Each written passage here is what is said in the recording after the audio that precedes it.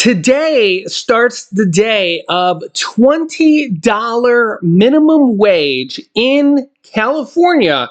And no, this is not an April Fool's Day joke. I'm going to let you see it directly here on the screen. For thousands, maybe even millions of workers, remember that California has over 40 million people. I'm going to let you see it directly here on the screen.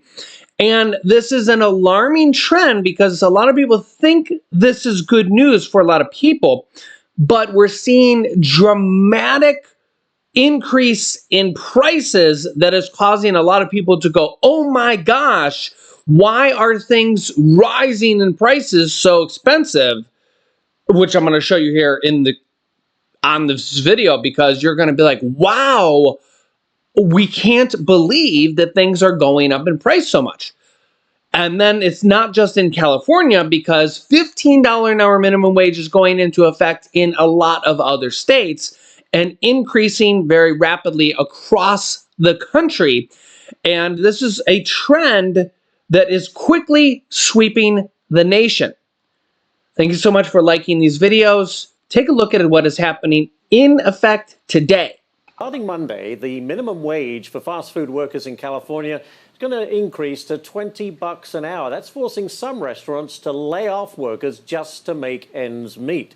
Joining me now is Neil Hirschman. He's owner of 16 Handles. That's the ice cream and frozen yogurt chain. Neil, great to have you on board.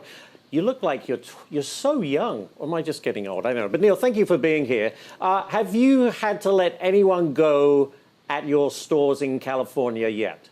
Yeah, no, it's a great point, Ashley. The minimum wage has been difficult. It's not just California. New York raised their minimum in a lot of states in the earlier part of this year in January. So, you know, we're in a very fortunate circumstance where we already have a lot of automation. We're a self-serve frozen yogurt, so our customers are actually doing a lot of the work, which is great. They love the individuality of being able to pick their own flavors.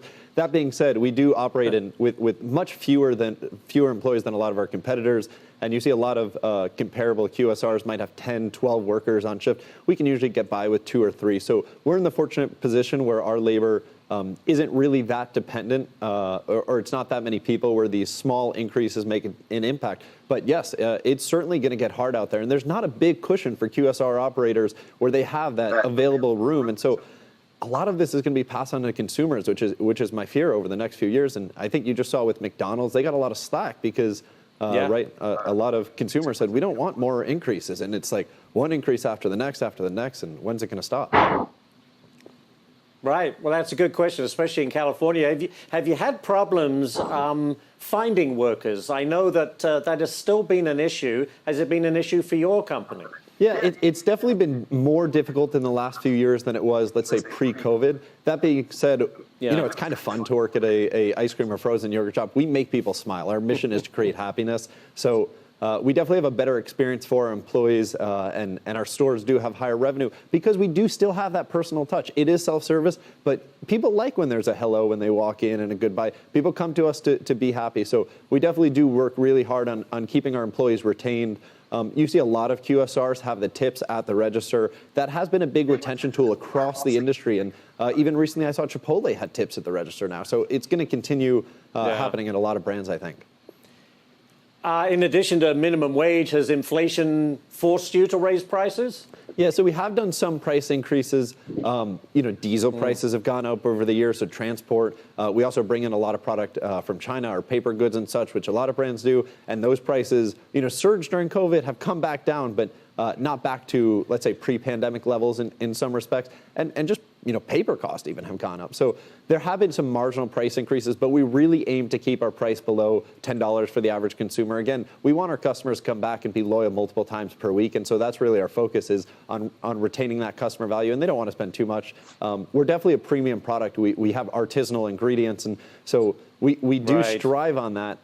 That being said, we want it to be cost effective for our consumers. Of course. So here's the thing, is that these minimum wages are growing up in multiple different states. California has over 40 million people alone. Florida has raised their minimum wage. It's going up to $15 an hour as well. New York raised their minimum wage. A lot of these large population states are raising their minimum wages. And I don't know. I don't want to comment on each specific state how they raised it, whether it went on the ballot or their legislators, the people in Congress for their state raised it, which was elected by the people. But we're seeing the ramifications on this. I just seen this story here. Five Guys burger chain slammed for out of control prices amid inflation.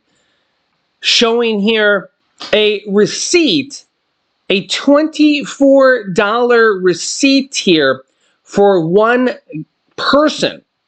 Bacon cheeseburger, $12.49 for one cheeseburger.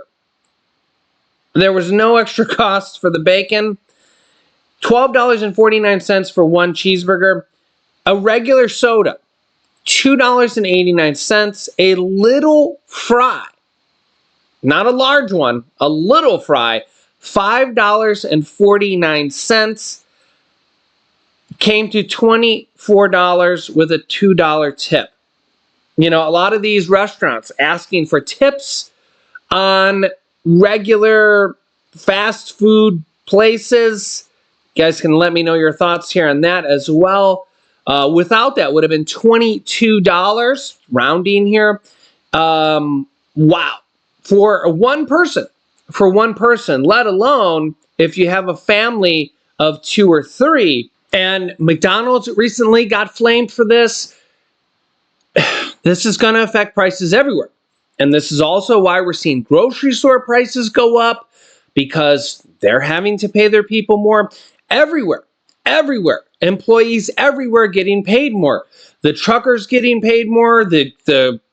Every employee everywhere is getting paid more, which is causing prices to go up everywhere. Inflation 101. And then we're also seeing this. Taco Bell, Pizza Hut, and multiple different companies going AI first with fast food innovation.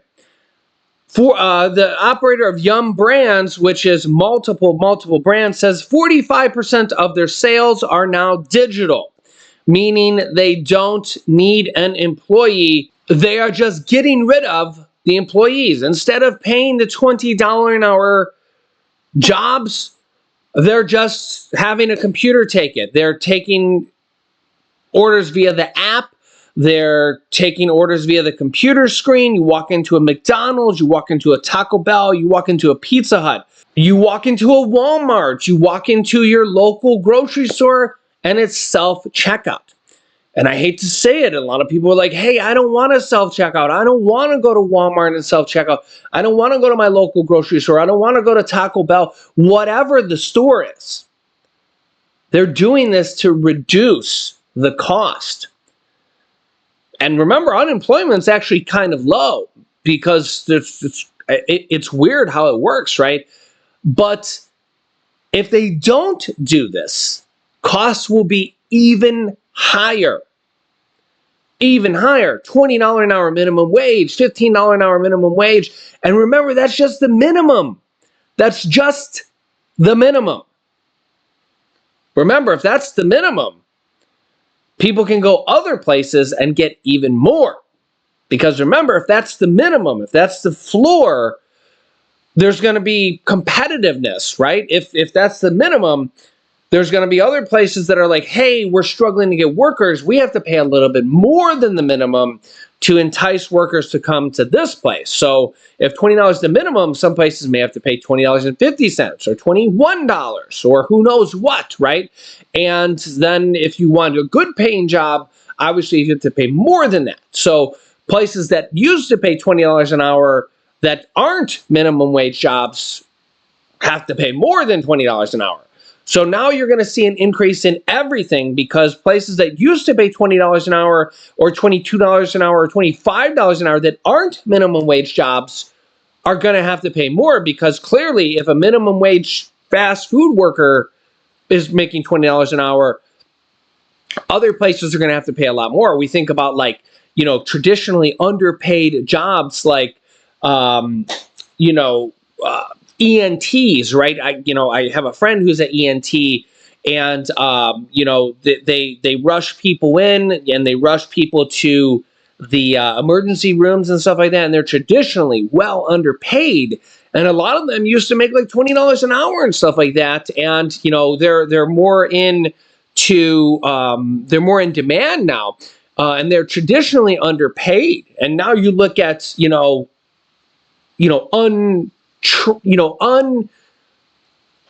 like degreed people that can just, a 16-year-old can just walk into a McDonald's, get a job, right? You think about like, you work at a fast food place, like a 16-year-old, 17-year-old, 18-year-old can go and get a job. And I'm not saying that that's everybody, right? But typically, like, I worked at 14, 15, 16, 17, 18. I actually worked at a grocery store. My father worked at a grocery store for 40 years, right? And he got a pension and all this stuff. He made it a career, right? But I actually worked there part-time for a year. I worked as a server for several years. I worked at an amusement park for several years. I worked at 14, 15, 16, 17, 18, right? So a lot of like teenagers will go get jobs like that, right? So you can go there without like a qualification or a skill, if you know what I'm saying, right? So these are kind of jobs you can go there without a qualification or a degree or a skill. So clearly, if you have a degree or a skill or a qualification or something along those lines, you're thinking, or you should get paid more than a fast food worker, a 16-year-old, 17-year-old, 18-year-old who just walks in on the job at McDonald's, Burger King, Taco Bell. You should get paid more than them, right? And this is what the labor force will demand.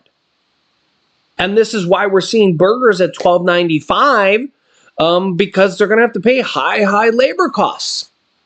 And inflation 101 is just going to go up and up and up and up. And people are voting for this, right? People are voting for this across the country to raise inflation, raise minimum wage, but they're maybe not so much realizing that they're also raising inflation across the entire country.